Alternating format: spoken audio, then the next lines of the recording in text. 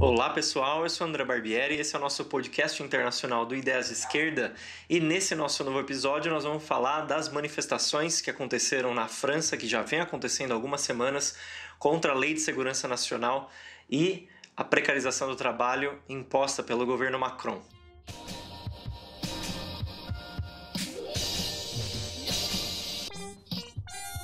E para esse episódio especial, nós estamos aqui com um convidado muito especial, um querido nosso, Felipe Alcoy, que é membro da redação do Revolution Permanente, o nosso jornal, né, o nosso diário irmão lá na França, que está ligado à Corrente Comunista Revolucionária também, organização que faz parte junto com nós aqui do MRT na fração trotskista. E aí, Felipe, tudo bem em Paris? Oi, André, tudo bom? Aqui tudo bem. Tudo bem, com frio, mas tudo bem. Imagina. Bom, a gente vai conversar um pouco então sobre essas manifestações, o significado delas. E para começar a nossa entrevista, Felipe, eu queria te perguntar, porque nesse último final de semana houve manifestações em Paris, em Marselha, em Montpellier, em várias cidades, né, da França, com esse mote, né, contra a Lei de Segurança Nacional do governo Macron. O que significa essa lei, né, para o nosso público brasileiro poder entender o que acontece na França e o que os protestos vêm reivindicando nesses últimos dias?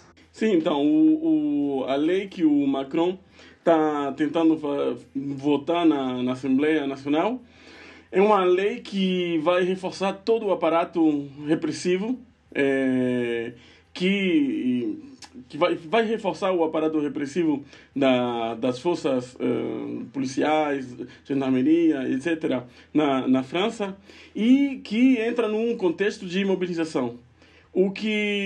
Como mobilização desde 2018 com os coletes amarelos, e com a mobilização dos coletes amarelos, mas também com a greve que teve o ano passado contra a reforma da Previdência e outras lutas também contra o racismo. Mas o ponto que mais gerou críticas foi o fato que tem um item na lei que vai proibir toda pessoa filmar os policiais em ação, o que tem muitas repercussões e consequências no sentido de filmar as violências policiais e tudo isso, atos racistas, especialmente contra o povo da periferia, contra os negros, contra os árabes, contra os imigrantes, contra as pessoas sem papéis aqui na França. Isso foi o primeiro item importante, mas na lei tem outras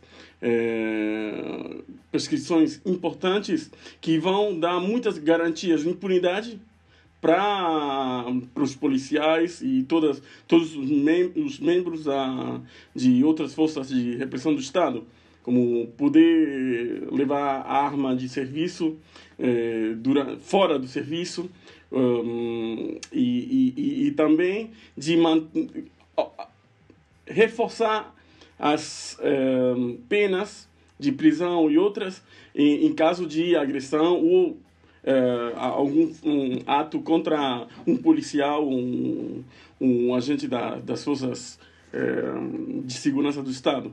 Então, é isso é nesse sentido que aparece, essa é a lei, e claro que desatou uma luta muito, muito importante no meio da pandemia. Isso é importante também mostrar que as manifestações massivas que teve na França nessas últimas semanas se colocam num período de pandemia e que, ao mesmo tempo, não é somente contra essa lei. Vai muito, muito mais além da lei o que está acontecendo. Então, é isso. Globalmente, é isso. E claramente, o que o governo está tentando fazer é preparar com uma força de bonapartização, não é do regime, acentuar a bonapartização do regime e reforçar todo o aparato repressivo frente a potenciais revoltas, greves e tudo isso que vai com certeza ter na França, porque até agora tem tido milhares de perdas de emprego, de muitas medidas econômicas contra a classe trabalhadora e os setores mais oprimidos da sociedade. Eu ia justamente entrar nesse ponto que você falou, porque, de fato, como você explicou, é uma lei do governo para proteger o aparato repressivo do Estado, para proteger a polícia, que é utilizada e já foi utilizada nesses últimos anos para poder reprimir as manifestações, tanto da população, especialmente da classe trabalhadora. E a gente teve fenômenos de luta de classes muito importantes na França. Em 2018, a Revolta dos Coletes Amarelos, que foi um golpe muito grande a essa figura do Macron como um governo imbatível. E, em 2019, a grande luta operária contra a reforma da Previdência, né, que foi protagonizada pelos trabalhadores do transporte, especialmente em Paris e em algumas outras grandes cidades da França. Existe essa relação clara, né, pensando o cenário da pandemia e da crise econômica na França, né, Fi? Sim, claro, tem uma relação clara com isso, porque porque durante a pandemia, as primeiras medidas econômicas que o governo colocou, a gente viu outros setores do setor privado que começaram a lutar ou serem atacados também pela patronal, como o setor da indústria aeronáutica, não somente das companhias aéreas, mas o setor da construção de aviões e tudo que é relacionado com... E que é um setor que, por exemplo, durante a crise de 2008 e 2009, que começou a nível internacional, não sofreu tanto. E nesse momento é um setor que está sofrendo e que na França é um setor importante. Então é isso, setores importantes da indústria, mas outros setores mais precários e que trabalharam, que estiveram durante a pandemia, o mais forte da pandemia, na primeira linha, como chamavam aqui, e que trabalham em supermercados, setores de serviço, etc. Mas também o setor da educação e da sanidade pública, hospitais, etc. Então, todos esses setores poderiam formar como um combo de luta importante. E a isso você tem que acrescentar, eu acho, um setor cada vez mais importante da juventude. Na juventude, não a juventude, nem tanto a juventude da universitária, mas a juventude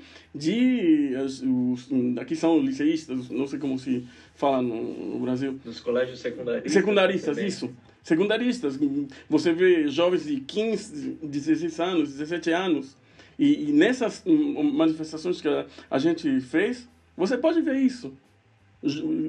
Jovens, muito jovens. Então, é isso. O governo está se preparando não somente para esse ano, para os próximos meses, mas eu acho para uma sequência um pouco mais longa de lutas de classe, lutas e outros setores, também eu esqueci de falar, mas claro, tá todo o setor da luta contra o racismo, que no verão europeu que a gente viu com as mobilizações de solidariedade depois do assassinato do George Floyd, mas também com lutas bem francesas contra o racismo, como é a luta por justiça por Adama Traoré, que é um jovem que foi assassinado pela gendarmeria em 2016 e até agora tem mobilizações e se transformou num símbolo da luta contra o racismo. Então, como você pode ver, tem vários setores que potencialmente podem ser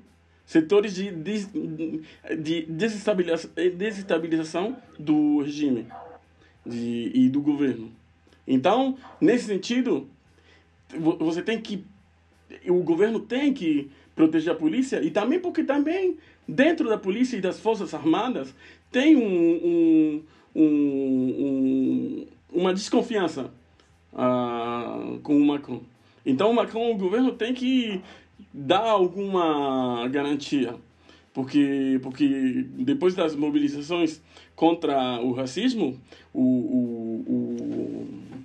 a polícia e as forças repressivas ficaram um pouco mal na opinião pública, né? Foram caindo muito na opinião pública, e num país como a França, onde a polícia é muito bem vista, ou era muito bem vista. Então, é isso que o governo, eu acho, está tentando fazer. Reforçar um setor que protegeu ele durante a revolta dos coletes amarelos. A gente falava que durante a revolta dos coletes amarelos o governo ficou porque tinha a polícia que reprimia.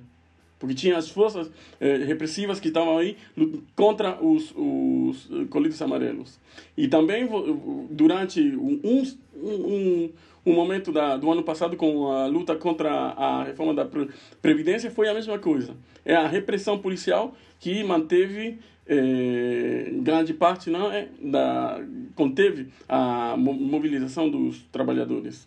Então, eu acho que, claro, a gente tem que ver esse reforço do aparato repressivo com a perspectiva que a burguesia francesa está vendo na luta de classes. Exatamente. Isso é importante, né? Porque os trabalhadores e os jovens na França, nesses últimos anos, né, a partir de 2018, tiveram esse grande papel de rechaçar a polícia, de ter uma desconfiança muito grande do aparato repressivo do Estado. E, como resposta, a polícia busca fazer, como sempre, esse movimento reacionário de buscar melhores condições para reprimir, nesse caso, extorquir concessões do seu próprio governo. Esse realmente é um aspecto importante do que está acontecendo aí na França. E um outro que eu queria mencionar para te perguntar é que essa lei de segurança nacional, ela também tem um aspecto de divisão da nossa classe, né, da classe operária, porque ela envolve uma ofensiva racista, especialmente islamófoba, né, do governo contra os muçulmanos, em específico contra a comunidade chechena, aí na França, logo depois do assassinato do professor Samuel Paty, né, uma campanha que foi muito forte por parte do governo Macron e que estava vinculado a demonizar esses setores mais empobrecidos, os que trabalham nas ocupações mais precárias, que são os imigrantes, né, que são os muçulmanos. Como é que a gente pode abordar esse problema aí, Felipe? Sim, depois do atentado, do assassinato, primeiro do Samuel Paty, depois do atentado em Nice, na igreja de Nice, o governo claramente utilizou vamos dizer, acrescentou a utilização do racismo para dividir, porque o Macron e o governo já estava falando preparando uma lei sobre o separatismo islamista, que eles falam, não é? Que é uma lei que está passando ao mesmo tempo que essa lei de segurança global que estão passando. Então, é isso, uma lei que supostamente vai ser votada para lutar contra o separatismo islâmico, contra o extremismo islâmico, não é?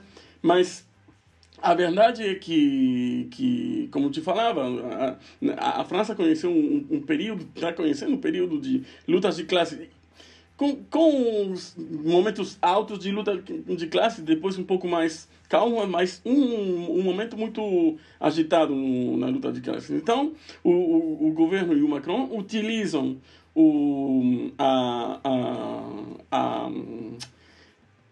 a islamofobia para dividir a classe operária e os setores mais oprimidos da sociedade. Para dizer que o problema não é o desemprego, não é a situação econômica, o problema é um problema de, não sei, o que é que as meninas colocam um véu, que tenha alguns que vão para rezar, não sei, que sejam muçulmanos, etc., e que faz entender como se fosse que cada muçulmano é um potencial terrorista. Então, isso permite de todo signo de... Se você é muçulmano, você não come porco, então você pode ser um potencial terrorista. Se você coloca um véu, potencial terrorista. E então isso ajuda a dividir. E com os atentados, isso foi incrível, foi muito, muito forte. E com a população chechena, que aqui na França não é muito numerosa, é pequena. Mas, como foi um checheno que matou o Samuel Paty, não só o governo teve uma política de preconceito, de esmagar a população chechena, ou falar como se todo mundo fosse potencial terrorista, mas mesmo setores da esquerda reformista, como Jean-Luc Mélenchon, no começo tiveram discursos que eram racistas, que falavam como se todo checheno, como se na França tivesse um problema checheno. Então toda a comunidade chechena passava a ser suspeita de terrorismo, de não se adaptar às leis republicanas da República Francesa, etc. Mas teve uma reação muito grande em setores simpatizantes e na base social e política do Mélenchon, que viram que era um discurso muito de direita, porque o Mélenchon estava denunciando toda a comunidade chechena. Então, ele teve que recuar um pouco. Recuar e falar que finalmente ele lamentava ter falado isso, mas claramente como a gente analisa que o Mélenchon e os setores da esquerda reformista, depois do atentado contra Samuel Paty, tentaram entrar na União Nacional, Unidade Nacional, que se criou reacionária, nacionalista, contra o islamismo. Então, eles tiraram para a direita o discurso. Então, ficaram assim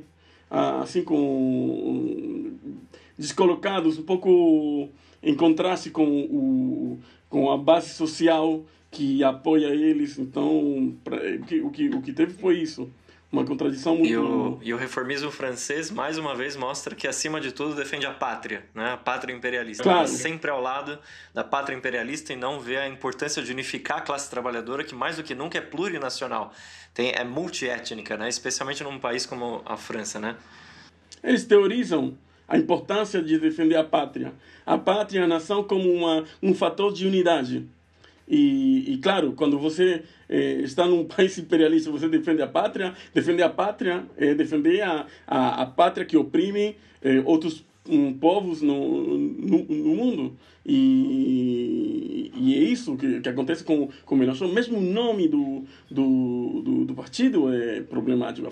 A França que não se submete, não sei, como se fosse a França um país submetido e não o contrário, um país que somete. Então, claro, aqui com esse exemplo você vê a contradição e a incoerência de setores políticos que defendem os oprimidos, a classe trabalhadora, às vezes, mas geralmente tem um discurso de defesa dos trabalhadores e setores populares, mas que ao mesmo tempo querem aplicar uma política de reforma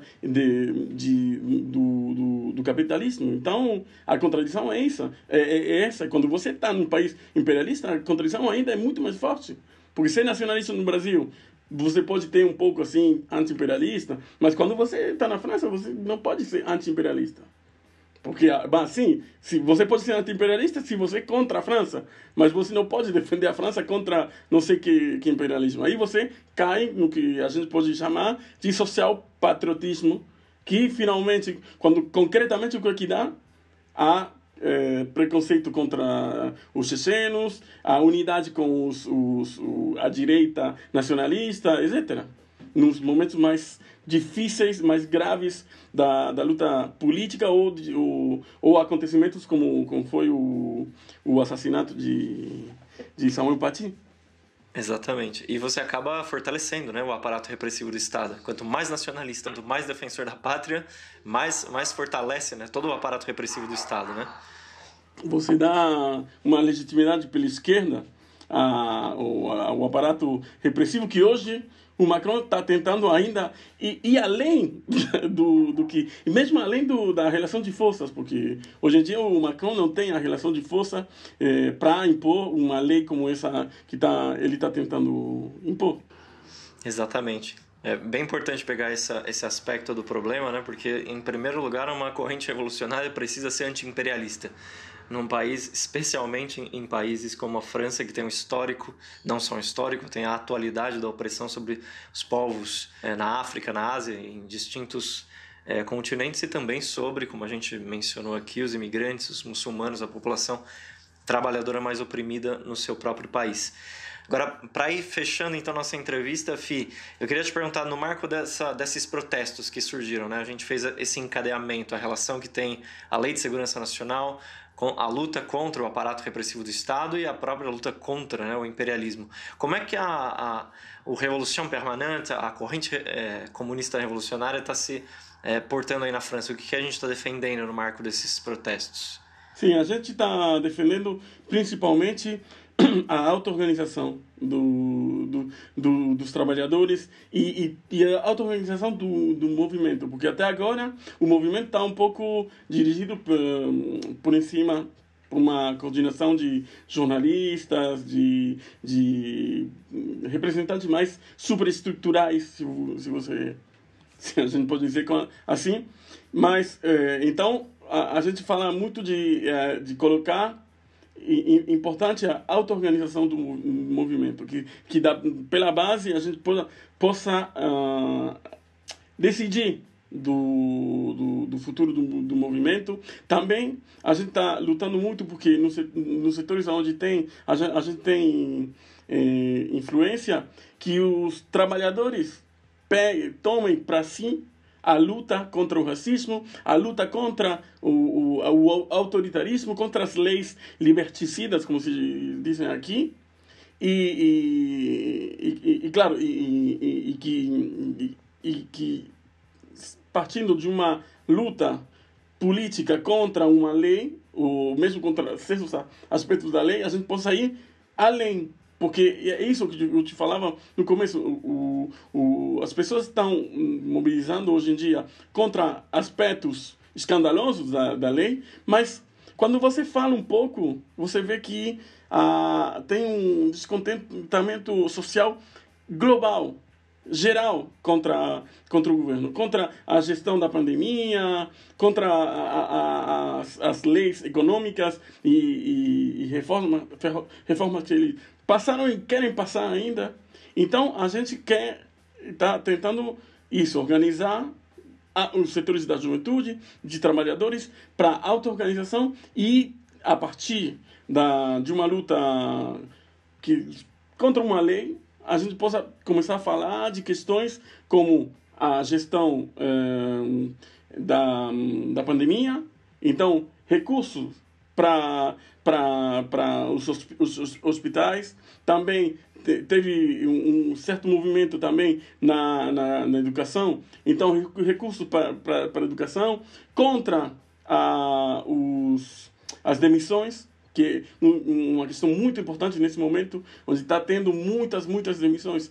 O governo passa o dia todo falando dos patrões e como é difícil com a pandemia e tudo, mas ninguém quer falar ou ninguém fala sobre a questão que as principais vítimas hoje em dia da crise econômica que se acelerou com a pandemia são os trabalhadores. São esses que estão perdendo o trabalho, estão perdendo o emprego, esses que morreram e que ficaram doentes durante a pandemia, trabalhando para vender comida, tudo o que é necessário para funcionar o funcionamento da sociedade. Então, é isso. A gente estamos tentando defender isso, uma perspectiva que partindo de uma luta importante, que é contra a bonapartização ainda maior do regime político francês, a gente também possa começar a falar de questões sociais. Exatamente. Muito importante isso, né? A unidade da classe trabalhadora no marco desse combate contra o regime, contra o Estado imperialista francês. E fica mais simples, de fato, como você mencionou, discutir nesse momento, né? No momento da pandemia, que grandes empresas, por exemplo, a Air France, aí que todas essas fábricas, elas reconvertam a sua produção para garantir leitos de UTI, respiradores mecânicos, tudo que é necessário para combater a pandemia, que toda essa produção fique sob o controle dos trabalhadores. Essas demandas que são mais transicionais podem entrar melhor na população, especialmente com esse nível, né, de descontentamento com o regime em geral e com o governo do Macron. Então, valeu por essa entrevista, Felipe. A gente está chegando aqui no final dela. Se você quiser fazer comentários finais também para arredondar esse conteúdo, fica à vontade. Não, também para dizer isso, eu concordo com você, especialmente na primeira parte na primeira quarentena que a gente fez de março até junho, essa questão do controle da produção para responder à urgência sanitária foi muito importante. E também outra coisa, quando a gente fala dos trabalhadores mais precários que estiveram na linha de frente, aqui na França, como em todo o país eu acho, mas aqui na França, um país imperialista, onde tem também uma divisão racial, a classe também entra com a divisão racial, os que estavam na linha de frente eram especialmente esses que sofrem depois racismo na periferia, etc. Então, aí você vê, como você falou, que tudo fica mais claro. Porque são as mesmas pessoas que morrem ou que lutam para salvar vidas nos hospitais, que são essenciais nos serviços, todo tipo de serviço, nos supermercados, tudo isso. E ao mesmo tempo são as pessoas que são as principais vítimas da violência policial. Que hoje em dia o governo Macron está tentando dar garantia de impunidade. Então é isso também. Vê que não é que tem uma luta contra o racismo separada da luta econômica contra o capitalismo. Claro que tem lutas específicas e reivindicações específicas, mas se a gente analisar mais de perto, você vê que tem ligações entre essas lutas. E para mim isso aqui hoje em dia na França está ficando cada vez mais claro para um setor, pelo menos, da classe trabalhadora e de setores oprimidos. Assino embaixo, e essa, inclusive, é a melhor forma, né, da gente combater não só a extrema-direita, né, da Marine Le Pen e todos esses setores xenófobos e nacionalistas, mas também os reformistas que, como você explicou bem, no caso do Mélenchon, fazem o jogo do Estado imperialista francês e, em última instância, acabam atuando junto a essa campanha, né, xenófoba do governo Macron.